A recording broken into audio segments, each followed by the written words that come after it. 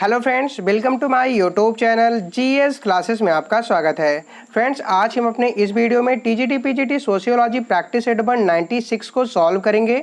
ये practice set बिल्कुल ही syllabus के अकॉर्डिंग तैयार किया गया है, जिसमें हमने पिछले 15 से 20 सालों में पूछे गए एग्जाम, चाहे वह टीजीटी हो या पीजीटी, असिस्टेंट प्रोफेसर हो या यूजीसी नेट जेआरएफ आदि एग्जाम में पूछे गए क्वेश्चंस को इस वीडियो में शामिल किया गया है। तो वीडियो को पूरा देखिएगा और हाँ, अगर आपको वीडियो पसंद आए तो वीडियो को लाइक ज़रूर कर दीजिएगा और साथ ही साथ प्रैक्टिस सेट को सॉल्व करने के बाद कमेंट बॉक्स में कमेंट करके ये जरूर बताइएगा कि आज के प्रैक्टिस सेट में आपके टोटल कितने क्वेश्चन सही हुए। तो चलिए सॉल्व करते हैं आज हमारे प्रैक्टिस सेट नंबर 96 के क्वेश्चन नंबर 1 को। आज हमारा क्वेश्चन नंबर 1 है, अत्यधिक व्यक्तिगत एवं भावनात्मक रूप से सहारा देने वाली निरंतर घनिष्ठ अंतःक्रिया वाले लघु समूह को कहते हैं। ऑप्शन नंबर ए है संदर्भ समूह, ऑप्शन नंबर बी है प्राथमिक समूह, ऑप्शन नंबर सी है हित समूह और ऑप्शन नंबर डी दिया गया है गौड़ समूह। तो इस क्वेश्चन का राइट आंसर क्या हो जाएगा? इस क्वेश्चन का राइट आंसर हो जाएगा हमारा ऑप्शन नंबर बी, यानी कि प्राथमिक समूह। अत्यधिक व्यक्तिगत एवं भावनात्मक रूप से सहारा देने वाली निरंतर घनिष्ठ अंतःक्रिया वाले लघु समूह को प्राथमिक समूह कहते हैं। प्राथमिक समूह की अवधारणा का सर्वप्रथम प्रयोग किया था चार्ल्स कूले ने। किसने किया था? चार्ल्स कूले ने किया था। यानी कि प्राथमिक समूह की अवधारणा का सर्वप्रथम प्रयोग चार्ल्स कूले ने अपनी पुस्तक सोशल ऑर्गेनाइजेशन 1909 में किया था। तो क्वेश्चन का राइट आंसर हो जाएगा हमारा ऑप्शन नंबर बी। आज हमारा सेकेंड क्वेश्चन है, एरिक एरिक्सन ने जन्म से वृद्धावस्था तक मनुष्य की 8 अवस्थाओं का निरूपण किया है। एरिक एरिक्सन द्वारा निरूपित मनुष्य की 8 अवस्थाओं का मूल लक्षण क्या है? ऑप्शन नंबर ए है स्वयं का सामाजिक विकास, ऑप्शन नंबर बी है मनोवैज्ञानिक अंतर्दृष्टि का विकास, ऑप्शन नंबर सी है आत्म विकास की अपनी स्वयं की समझ और ऑप्शन नंबर डी दिया गया है अपने स्वयं की विकास की औरों द्वारा समझ। तो इस क्वेश्चन का राइट आंसर क्या हो जाएगा?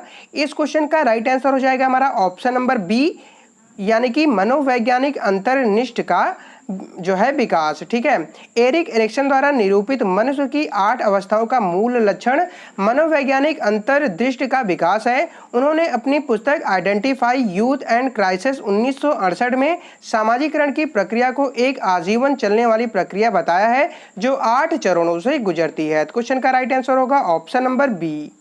आज हमारा थर्ड क्वेश्चन है, निम्नलिखित में से किसका आधार सापेक्ष वंचना है? ऑप्शन नंबर ए दिया गया है दर्पणित व्यक्तित्व सिद्धांत, ऑप्शन नंबर बी है मनोविश्लेषणात्मक सिद्धांत, ऑप्शन नंबर सी है संदर्भ समूह सिद्धांत और ऑप्शन नंबर डी दिया गया है सांस्कृतिक सापेक्षतावाद। तो इस क्वेश्चन का राइट आंसर क्या हो जाएगा? इस क्वेश्चन का राइट आंसर हो जाएगा हमारा ऑप्शन नंबर सी, यानी कि संदर्भ समूह सिद्धांत। संदर्भ समूह सिद्धांत का आधार सापेक्ष वंचना है। इसका सर्वप्रथम प्रयोग हर्बर्ट हाइपेन ने अपने लेख द फिजियोलॉजी ऑफ स्टेटस में वर्ष 1942 में जो है किया है। संदर्भ समूह वह समूह है जिसका व्यक्ति सामान्यतः सदस्य तो नहीं होता, परंतु जिसका सदस्य बनने की वह आकांक्षा रखता है। क्वेश्चन का राइट आंसर होगा ऑप्शन नंबर सी। आज हमारा अगला प्रश्न है, सूची 1 को सूची 2 से सुमेलित कीजिए तथा सूचियों के नीचे दिए गए कूट का प्रयोग कर सही उत्तर का चुनाव कीजिए। तो यहाँ पे सूची नंबर 1 दिया गया है और ये हमारा सूची नंबर 2 है। सूची नंबर 1 में जो है पुस्तक का नाम दिया गया है और सूची नंबर 2 में जो है लेखक का नाम दिया गया है। हमें इनका आपस में मिलान करना है, तो आइए मिलान करते हैं। पहली पुस्तक है हमारा सोशल स्ट्रक्चर। सोशल स्ट्रक्चर नामक पुस्तक किसने लिखा था? तो सोशल स्ट्रक्चर नामक पुस्तक लिखा था जीपी मर्डॉक ने। दूसरा बुक है हमारा द गोल्डन बाउ नामक बुक किसने लिखा था? तो द गोल्डन बाउ नामक बुक के राइटर है जे जी फ्रेजर। कौन है? जे जी फ्रेजर है।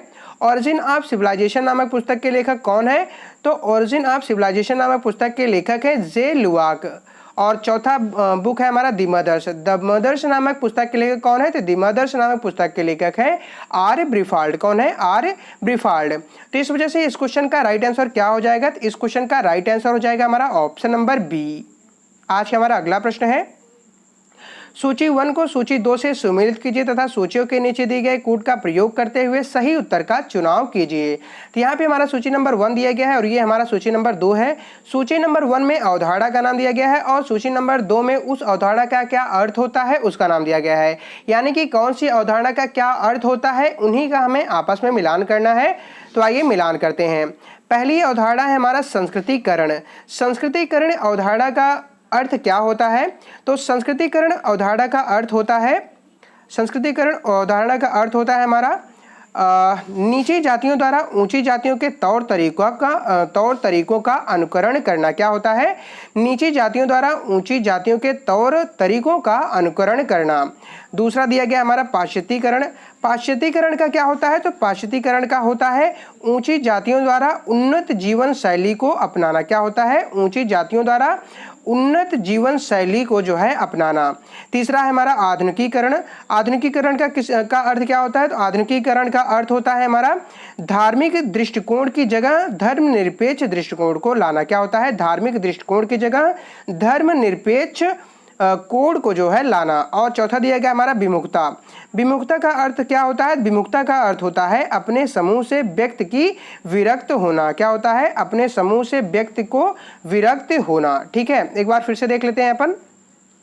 संस्कृतिकरण का अर्थ क्या होता है? तो संस्कृतिकरण का अर्थ होता है नीची जातियों द्वारा ऊंची जातियों के तौर तरीकों का अनुकरण करना। दूसरा है हमारा क्या होता है? अनुकरण करना। दूसरा है हमारा पाश्चात्यकरण। पाश्चात्यकरण का होता है ऊंची जातियों द्वारा उन्नत जीवन शैली को अपनाना। तीसरा है आधुनिकीकरण। आधुनिकीकरण का होता है धार्मिक दृष्टिकोण की जगह धर्मनिरपेक्ष दृष्टिकोण को लाना। और चौथा है हमारा विमुक्ता। विमुक्ता का होता है अपने समूह से व्यक्ति को विरक्त करना। इस वजह से क्वेश्चन का राइट आंसर क्या हो जाएगा? क्वेश्चन का राइट आंसर हो जाएगा हमारा ऑप्शन नंबर ए।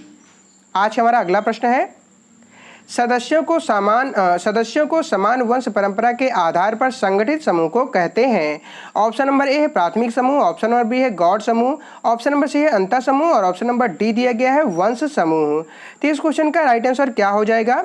इस क्वेश्चन का राइट आंसर हो जाएगा हमारा ऑप्शन नंबर डी यानी कि वंश समूह। सदस्यों को समान वंश परंपरा के आधार पर संगठित समूह को वंश समूह कहते हैं। तो क्वेश्चन का राइट आंसर होगा ऑप्शन नंबर डी। आज हमारा अगला प्रश्न है कुवाड़ शब्द का अर्थ है। ऑप्शन नंबर ए दिया गया है पत्नी की गर्भावस्था में जादू टोना करने वाला पति। ऑप्शन नंबर बी है दूसरी संतान के जन्म के समय पहली संतान की देखरेख करने वाला पति। ऑप्शन नंबर सी दिया गया है हमारा पति की प्रसवावस्था के उपरांत वाले समय में पति की असहाय होकर रहना। और ऑप्शन नंबर डी दिया गया है पत्नी द्वारा संतान को सुरक्षित जन्म देने हेतु अनुष्ठान करने वाले पुजारी की तरह पति का रहना। तो इस क्वेश्चन का राइट आंसर क्या हो जाएगा? इस क्वेश्चन का राइट आंसर हो जाएगा हमारा ऑप्शन नंबर सी यानी कि पत्नी की प्रसवावस्था के उपरांत वाले समय में पति का असहाय होकर रहना। कुवैत आदिवासियों की जो है एक ऐसी प्रथा है जिसके अनुसार पुरुष को स्त्री के प्रसव काल से संबंधित उन सभी निषेधों एवं क्रियाओं का पालन करना होता है जिनका पालन उसकी पत्नी जो है प्रसवावस्था में करती है। भारत की टोडा एवं खासी जनजातियों में यह प्रथा पाई जाती है। क्वेश्चन का राइट आंसर हो जाएगा ऑप्शन नंबर सी। आज हमारा अगला प्रश्न है निम्नलिखित कथनों पर विचार कीजिए। भारतीय नातेदारी शब्दावली में अहम को इंगित करने वाले शब्दों से बोध होता है। पॉइंट नंबर एक दिया गया है सहोदर यानी कि भाई बहन वाली पीढ़ी के संबंध का। पॉइंट नंबर 2 दिया गया है विवाह जन्य संबंधों का। और पॉइंट नंबर 3 दिया गया है अगली व पिछड़ी पीढ़ी के वंशत्वगत संबंधों का। क्वेश्चन क्या कह रहा है? क्वेश्चन कह रहा है कि इनमें से कौन सा कथन सही है। तो कौन सा कथन सही है? इस क्वेश्चन का राइट आंसर हो जाएगा हमारा ऑप्शन नंबर ए यानी कि कथन 1, कथन 2 और कथन 3 यानी कि ये तीनों ही कथन जो है सही है। सामाजिक रूप से मान्यता प्राप्त ऐसे संबंधों को नातेदारी कहा जाता है जो रक्त विवाह व दत्तकथा पर जो है आधारित होते हैं। तो क्वेश्चन का राइट आंसर होगा ऑप्शन नंबर ए। आज हमारा अगला प्रश्न है सूची 1 को सूची 2 से सुमेलित कीजिए तथा सूचियों के नीचे दिए गए कूट का प्रयोग करते हुए सही उत्तर का चुनाव कीजिए। तो यहाँ पे सूची नंबर 1 दिया गया है और ये हमारा सूची नंबर 2 है। सूची नंबर 1 में आवास का नाम दिया गया है और सूची नंबर 2 में किसके साथ आवास है उसका नाम दिया गया है। तो हमें इनका आपस में मिलान करना है। तो आइए मिलान करते हैं। पहला हमारा है मातृ स्थानिक आवास। मातृ स्थानिक आवास का संबंध किससे है? तो मातृ स्थानिक आवास का संबंध है वधू के माता पिता से। किससे? वधू के माता पिता से। दूसरा है पितृ स्थानिक आवास। पितृ स्थानिक आवास का संबंध किससे है? तो पितृ स्थानिक आवास का संबंध है वर के माता पिता से। किससे? वर के माता पिता से। तीसरा है हमारा मातुल स्थानिक आवास। मातुल स्थानिक आवास का संबंध होता है वधू के मामा से। किससे? वधू के मामा से। और चौथा दिया गया है हमें उभय स्थानिक आवास। इसका संबंध किससे है? इसका संबंध है वधू अथवा वर से संबंधी। किससे? वधू अथवा वर से संबंधी से। ठीक है, तो इस वजह से इस क्वेश्चन का राइट आंसर क्या हो जाएगा? तो इस क्वेश्चन का राइट आंसर होगा हमारा ऑप्शन नंबर डी। आज हमारा अगला प्रश्न है निम्नलिखित में से किस अधिनियम के अंतर्गत समगोत्र विवाह से प्रतिबंध हटाया गया? ऑप्शन नंबर ए दिया गया हिंदू विवाह विधिमान्यता अधिनियम 1949। ऑप्शन नंबर बी दिया गया विशेष विवाह अधिनियम 1954। ऑप्शन नंबर सी दिया गया हिंदू विवाह निर्योग्यता निराकरण अधिनियम 1946 और ऑप्शन नंबर डी दिया गया हिंदू विवाह अधिनियम 1955। तो इस क्वेश्चन का राइट आंसर क्या हो जाएगा? इस क्वेश्चन का राइट आंसर हो जाएगा हमारा ऑप्शन नंबर डी यानी कि हिंदू विवाह अधिनियम 1955। हिंदू विवाह अधिनियम 1955 के अंतर्गत समगोत्र विवाह से प्रतिबंध हटाया गया। समगोत्र एक गोत्र से जुड़े व्यक्तियों का समूह होता है। क्वेश्चन का राइट आंसर हो जाएगा ऑप्शन नंबर डी। फ्रेंड्स, उम्मीद करता हूं कि आपको वीडियो पसंद आ रहा होगा। अगर आपको वीडियो पसंद आ रहा हो तो प्लीज़ आप वीडियो को लाइक कर दें और यदि आप हमारे इस वीडियो के पीडीएफ को डाउनलोड करना चाहते हैं तो आप हमारे टेलीग्राम चैनल को ज्वाइन कर सकते हैं। हमारे टेलीग्राम चैनल पर आप लोगों के लिए अभी तक जितने भी प्रैक्टिस सेट प्रोवाइड किए गए हैं उन सभी का पीडीएफ अवेलेबल है जिसे आप डाउनलोड कर सकते हैं।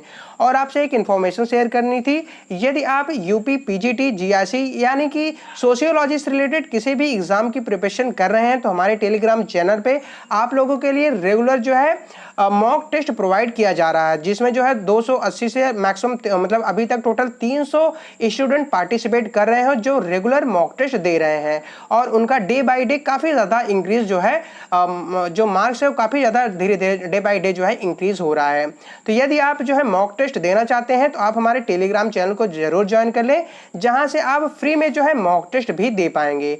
टेलीग्राम चैनल का लिंक हमारे वीडियो के डिस्क्रिप्शन बॉक्स में प्रोवाइड करा दिया गया है, जहां से आप ज्वाइन कर सकते हैं। तो चलिए सॉल्व करते हैं आज हमारे नेक्स्ट क्वेश्चन को। आज का हमारा नेक्स्ट क्वेश्चन है, कनिष्ठाधिकार का नियम होता है जहां ऑप्शन नंबर ए दिया गया है सबसे पहली संतान को पिता या माता की संपदा का उत्तराधिकार मिलता है। ऑप्शन नंबर बी दिया गया है सबसे अंतिम संतान को पिता या माता की संपदा का उत्तराधिकार मिलता है। ऑप्शन नंबर सी दिया गया है जीवित बची संतान को पारिवारिक संपदा का उत्तराधिकार मिलता है और ऑप्शन नंबर डी दिया गया है पुत्रियों को शामिल न करते हुए पुत्रों का पारिवारिक संपदा पर पूर्ण अधिकार होता है। तो इस क्वेश्चन का राइट आंसर क्या हो जाएगा हमारा? इस क्वेश्चन का राइट आंसर हो जाएगा हमारा ऑप्शन नंबर बी, यानी कि कनिष्ठाधिकार का नियम होता है जहां सबसे अंतिम संतान को माता या पिता की संपदा का उत्तराधिकार जो है मिलता है। मेघालय की खासी जनजाति में सबसे छोटी पुत्री, जिसे जो है करवा द्वंद्व कहा जाता है, को यह अधिकार जो है प्राप्त है। क्वेश्चन का राइट आंसर हो जाएगा ऑप्शन नंबर बी। आज हमारा अगला प्रश्न है, पारंपरिक हिंदू समाज में विवाह के मुख्य उद्देश्यों का सही क्रम क्या है? तो सही क्रम क्या है? ऑप्शन नंबर ए दिया गया है प्रजा, रति और धर्म। ऑप्शन नंबर बी दिया गया है रति, धर्म और प्रजा। ऑप्शन नंबर सी है धर्म, रति और प्रजा और ऑप्शन नंबर डी दिया गया है धर्म, प्रजा और रति। तो इस क्वेश्चन का राइट आंसर क्या हो जाएगा? इस क्वेश्चन का राइट आंसर हो जाएगा हमारा ऑप्शन नंबर डी, यानी कि धर्म, प्रजा और रति। के एम कपाड़िया का मत है कि हिंदू विवाह एक स्त्री और पुरुष के बीच सामाजिक मान्यता प्राप्त बंधन है जिसका उद्देश्य धर्म, प्रजा तथा रति का निर्वहन करना होता है। तो क्वेश्चन का राइट आंसर हो जाएगा option number D.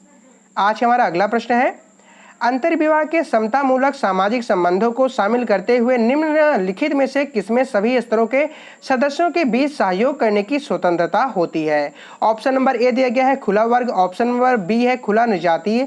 Option number C है बंद जाति और ऑप्शन नंबर डी दिया गया है बंद जागरी। तो इस क्वेश्चन का राइट आंसर क्या हो जाएगा?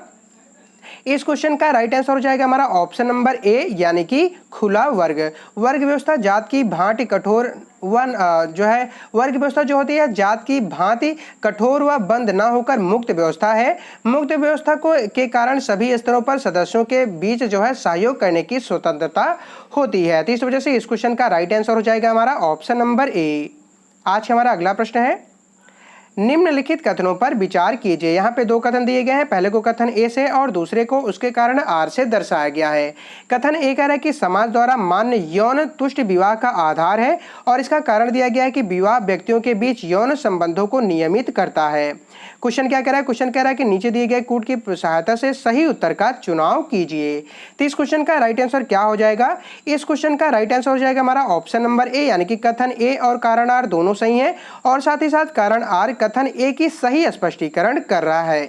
यानी कि आप ऐसा कह सकते हैं कि समाज द्वारा मान्य यौन तुष्ट विवाह का आधार है तथा विवाह व्यक्तियों के बीच यौन संबंधों को नियमित करता है। विवाह के द्वारा पति पत्नी की शारीरिक, मनोवैज्ञानिक, सामाजिक तथा आध्यात्मिक लक्ष्यों और जरूरतों की पूर्ति होती है। इसी वजह से कथन ए और कारण आर दोनों सही हैं और साथ ही साथ कारण आर कथन ए की सही स्पष्टीकरण कर रहा है। आज हमारा अगला प्रश्न है, सूची 1 को सूची 2 से सुमेलित कीजिए तथा सूचियों के नीचे दिए गए कूट का प्रयोग कर सही उत्तर का चुनाव कीजिए। तो यहाँ पे सूची नंबर 1 दिया गया है और ये हमारा सूची नंबर 2 है। सूची नंबर 1 में विद्वान का नाम दिया गया है और सूची नंबर 2 में परिवार का मत का नाम दिया गया है। यानी कि कौन से विद्वान ने कौन से परिवार का मत दिया है, इन्हीं का हमें आपस में मिलान करना है। तो आइए मिलान करते हैं। पहले विद्वान है हमारे मार्गन। मार्गन ने कौन से परिवार का मत दिया है? तो मार्गन ने दिया है कि मार्गन का संबंध है मानव समाज के प्रारंभ में ना तो विवाह था और ना ही परिवार था। यानी कि मार्गन का संबंध है कि मार्गन का जो परिवार का मत है वह यह है कि मानव समाज के प्रारंभ में ना तो विवाह था और ना ही परिवार था। दूसरे हैं वेस्टरमार्क का किससे संबंध है? तो वेस्टरमार्क का संबंध है पुरुषों द्वारा कब्जा जमाने की भावना से परिवार की उत्पत्ति हुई। और तीसरे हैं ब्रीफाल्ड का संबंध किससे है? ब्रीफाल्ड का संबंध है सारे पारिवारिक मामलों में मां की सर्वोच्च सत्ता का महत्व है। और चौथे दिए हैं मर्डाक का जो है परिवार का मत क्या है? मर्डाक का पारिवारिक मत है कि परिवार एक बहुप्रकार्यात्मक संस्था है। यानी कि आप ऐसे कह सकते हैं कि मार्गन का मत है कि मानव समाज के प्रारंभ में ना तो विवाद था और ना ही परिवार था। वेस्टरमार्क का कथन है कि पुरुषों द्वारा कब्जा जमाने की भावना से परिवार की उत्पत्ति हुई। ब्रीफाल्ड का है कि सारे पारिवारिक मामलों में मां की सर्वोच्च सत्ता का महत्व। और चौथा है मर्डाक ने परिवार का मत दिया है कि परिवार एक बहुप्रकार्यात्मक संस्था है। तो क्वेश्चन का राइट आंसर क्या हो जाएगा? तो इस क्वेश्चन का राइट आंसर हो जाएगा हमारा ऑप्शन नंबर ए। आज हमारा अगला प्रश्न है, निम्नलिखित कथनों पर विचार कीजिए। यहाँ पे 2 कथन दिए गए हैं। पहले को कथन ए से और दूसरे को उसके कारण आर से दर्शाया गया है। कथन ए कह रहा है कि समाज की उत्पत्ति को स्पष्ट करने के लिए अनेक सिद्धांत प्रतिपादित किए गए हैं और इसका कारण दिया गया है कि समाज की उत्पत्ति के सिद्धांत पर्याप्त अन्वेषण प्रदान नहीं करते, इसलिए अनेक सिद्धांत हैं। क्वेश्चन कह रहा है कि नीचे दिए गए कूट की सहायता से सही उत्तर का चुनाव कीजिए।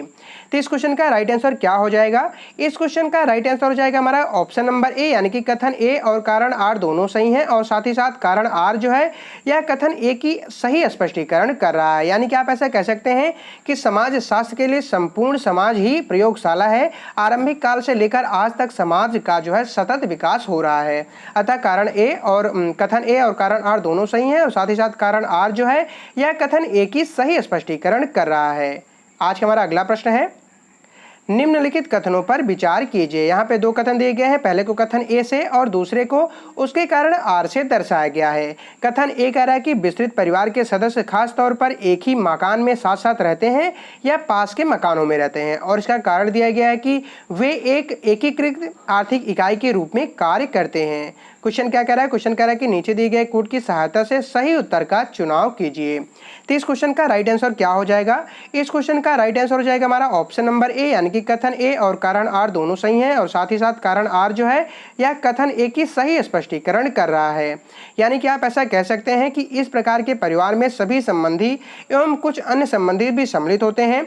ये एक पक्षीय या द्विपक्षीय भी हो सकते हैं। ऐसे परिवारों में संबंध व रिश्तेदार का भी जो है ठीक ज्ञान नहीं हो पाता है। ऐसे परिवार के सदस्यों की संख्या बहुत अधिक होती है। इन सभी का निवास स्थान और कार्य एक ही होता है और वे परिवार के मुखिया को सम्मान की दृष्टि से देखते हैं। अतः कथन ए और कारण आर दोनों सही है और साथ ही साथ कारण आर कथन ए की सही स्पष्टीकरण कर रहा है। आज हमारा अगला प्रश्न है, निम्नलिखित कथनों पर विचार कीजिए। यहाँ पे 2 कथन दिए गए हैं। पहले को कथन ए से और दूसरे को उसके कारण आर से दर्शाया गया है।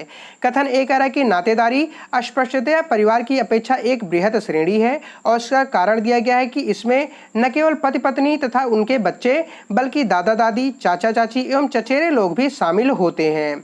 क्वेश्चन क्या कह रहा है? क्वेश्चन कह रहा है कि नीचे दिए गए कूटों की सहायता से सही उत्तर का चुनाव कीजिए। तो इस क्वेश्चन का राइट आंसर क्या हो जाएगा? इस क्वेश्चन का राइट आंसर हो जाएगा हमारा ऑप्शन नंबर ए। यानी कि आप ऐसा कह सकते हैं कि रेडक्लिफ ब्राउन के अनुसार, किसके अनुसार? रेडक्लिफ ब्राउन के अनुसार नातेदारी सामाजिक उद्देश्यों के लिए स्वीकृत वंश संबंध है जो कि सामाजिक संबंधों के परंपरात्मक संबंधों का आधार है। अतः कथन ए और कारण आर दोनों सही हैं और साथ ही साथ कारण आर कथन ए की सही स्पष्टीकरण कर रहा है, यानी कि इस क्वेश्चन का राइट आंसर हो जाएगा हमारा ऑप्शन नंबर ए। आज हमारा अगला प्रश्न है, निम्नलिखित कथनों पर विचार कीजिए। यहाँ पे दो कथन दिए गए हैं, पहले को कथन ए से और दूसरे को उसके कारण आर से दर्शाया गया है। कथन ए कह रहा है कि वर्गीय समाजों में आवश्यक रूप से जातीय समाजों की अपेक्षा अधिक सामाजिक गतिशीलता होती है और इसका कारण दिया गया है कि एक अकेला व्यक्ति वर्ग समाज में उसके जन्म की अपेक्षा वर्ग से उच्चता प्राप्त करता है। क्वेश्चन कह रहा है कि नीचे दिए गए कूटों की सहायता से सही उत्तर का चुनाव कीजिए। तो इस क्वेश्चन का राइट आंसर क्या हो जाएगा? इस क्वेश्चन का राइट आंसर हो जाएगा हमारा ऑप्शन नंबर ए, यानी कि कथन ए और कारण आर दोनों सही हैं और साथ ही साथ कारण आर जो है यह कथन ए की सही स्पष्टीकरण कर रहा है। यानी कि आप ऐसा कह सकते हैं कि मार्क्स के अनुसार जीविका उपार्जन के विभिन्न साधनों के कारण मनुष्य पृथक पृथक वर्गों में विभाजित हो जाते हैं। एक सामाजिक वर्ग को उसके उत्पादन के साधनों और संपत्ति के वितरण के होने वाले संबंधों के संदर्भ में ही परिभाषित किया जा सकता है। अतः कथन ए और कारण आर दोनों सही हैं और साथ ही साथ कारण आर जो है यह कथन ए की सही स्पष्टीकरण कर रहा है। आज हमारा अगला प्रश्न है, निम्नलिखित कथनों पर विचार कीजिए। यहाँ पे दो कथन दिए गए हैं, पहले को कथन ए से और दूसरे को कारण आर से दर्शाया गया है। कथन ए कह रहा है कि स्वतंत्रता के बाद कुछ जातियों ने पिछड़ेपन में निहित स्वार्थों का विकसित किया है और इसका कारण दिया गया है कि इससे उन्हें सामाजिक गतिशीलता में उचितता प्राप्त करने में मदद मिली है। क्वेश्चन क्या कह रहा है? क्वेश्चन कह रहा है कि नीचे दिए गए कूटों की सहायता से सही उत्तर का चुनाव कीजिए। तो इस क्वेश्चन का राइट आंसर क्या हो जाएगा? इस क्वेश्चन का राइट आंसर होगा हमारा ऑप्शन नंबर ए, यानी कि कथन एक और कारण आर दोनों सही हैं और साथ ही साथ कारण आर कथन ए की सही स्पष्टीकरण कर रहा है। यानी कि आप ऐसा कह सकते हैं कि स्वतंत्रता के बाद कुछ जातियों ने पिछड़ेपन में निहित स्वार्थों को विकसित किया है, इससे उन्हें सामाजिक गतिशीलता में उच्चता प्राप्त करने में मदद मिली है। अतः कथन ए और कारण आर दोनों सही हैं और साथ ही साथ कारण आर कथन ए की जो है सही स्पष्टीकरण कर रहा है। हमारा आज का अगला प्रश्न है, सावयव एवं उनके पर्यावरण के संबंध के अध्ययन को कहते हैं। ऑप्शन नंबर ए दिया गया है असलीकृत विज्ञान, ऑप्शन नंबर बी है परिस्थितिकी विज्ञान, ऑप्शन नंबर सी है जंतु विज्ञान और ऑप्शन नंबर डी दिया गया है समाज विज्ञान। तो इस क्वेश्चन का राइट आंसर क्या होगा? फ्रेंड्स, यह क्वेश्चन आप लोगों से पिछले प्रैक्टिस सेट में पूछा गया था, जिसका कई लोगों ने सही जवाब दिया था। इस क्वेश्चन का सही जवाब दिया था रुपेश द्विवेदी ने, विवेक ने, अनिल, बलिराम, डब्ल्यू कुमार, अनामिका मौर्य, रीता भास्कर, अमिता तिवारी, वैभव शर्मा, अंकिता वर्मा, रमेश यादव, चौहान, मनु गुप्ता, पिंकी यादव, नीता चौहान, आकांक्षी सिंह, राजीव राठौर, मीना देवी, रंजनी, सुनील कुमार, कविता दुबे, पवन कुमार गिरी, विवेक तिवारी, सिंह चौहान, राजेंद्र राय, आंचल सक्सेना, विनीशा दुबे, सुमन सिंघल, मनोज कुमार, लिजारा प्रियजारा, रंजना यादव, सुमन यादव, जयप्रकाश शर्मा, तनु गुप्ता, अदिति सिंह, अर्चना श्रीवास्तव, इंदु यादव, नीतू कुमारी, परवीन, राजू बाबू, कविता सैनी, पूनम शर्मा, गौरव सिंह, पिंकी मौर्य, सुधा यादव, प्रीति शर्मा, अलका सिंह, स्मृति राय, अनुभव पांडे, परमेंद्रा राय, रियाना बानो एवं लास्ट में रुपेश द्विवेदी ने फिर से इस क्वेश्चन का सही जवाब दिया था। फ्रेंड्स, वीडियो की रिकॉर्डिंग के पहले तक इन सभी ने इस क्वेश्चन का सही जवाब दिया था। आफ्टर क्या होता है कि मैंने नोटिस किया कि आफ्टर रिकॉर्डिंग के बाद भी, यानी कि नेक्स्ट वीडियो यानी कि जो यह रिकॉर्डिंग हो रही है इसके बाद भी बहुत सारे लोग जो है क्वेश्चन के सही जवाब देते हैं, तो हम उनके जो है नाम को अगर अपने नेक्स्ट वीडियो में जरूर कंसीडर कर दिया करेंगे। ठीक है, तो आइए जानते हैं कि इस क्वेश्चन का राइट आंसर क्या हो जाएगा। तो इस क्वेश्चन का राइट आंसर क्या होगा? इस क्वेश्चन का राइट आंसर हो जाएगा हमारा ऑप्शन नंबर बी, यानी कि परिस्थिति विज्ञान। क्या हो जाएगा? परिस्थिति विज्ञान। ठीक है, जीव और उसके प्राकृतिक वास के बीच पाए जाने वाली पारिस्थितिक संबंधों के अध्ययन को परिस्थितिकी या परिस्थिति विज्ञान कहते हैं। यह उन अंतःक्रियाओं का वैज्ञानिक अध्ययन है जो जीवों के क्षेत्रीय वितरण और उनकी प्रचुरता का निर्धारण करती है। परिस्थितिकी के अनुसार यह माना जाता है कि जीवन का संगठन परिस्थितिकी व्यवस्था द्वारा होता है, जिसमें सभी प्रकार के जीव एक दूसरे के साथ अतिरिक्त भौतिक पर्यावरण के साथ जो है तालमेल बिठाकर रहते हैं। तो इस वजह से क्वेश्चन का राइट आंसर होगा ऑप्शन नंबर बी। आज का हमारा लास्ट प्रश्न है, social change in modern India नामक पुस्तक के लेखक कौन है। फ्रेंड, जैसा कि आपको पता है कि हमारे प्रैक्टिस सेट के लास्ट क्वेश्चन आप लोगों के लिए छोड़ दिए जाते हैं, यानी कि इस क्वेश्चन का राइट आंसर आप लोगों को कमेंट बॉक्स में कमेंट करके बताना होगा कि क्वेश्चन का राइट आंसर क्या होगा। उम्मीद करता हूं कि आपको वीडियो पसंद आया होगा। अगर आपको वीडियो पसंद आया हो तो प्लीज आप वीडियो को लाइक कर दें, और अगर आपको वीडियो पसंद नहीं आया है तो आप वीडियो को डिसलाइक कर दें, और आपने वीडियो को डिसलाइक क्यों किया है इसको कमेंट बॉक्स में कमेंट करके जरूर बताएं, जिससे क्या होगा कि हम आपके कमेंट को अपने नेक्स्ट वीडियो में जरूर कंसीडर करेंगे। तो चलिए मिलते हैं हम आपसे अपने नेक्स्ट वीडियो में, तब तक के लिए जय हिंद, वंदे मातरम।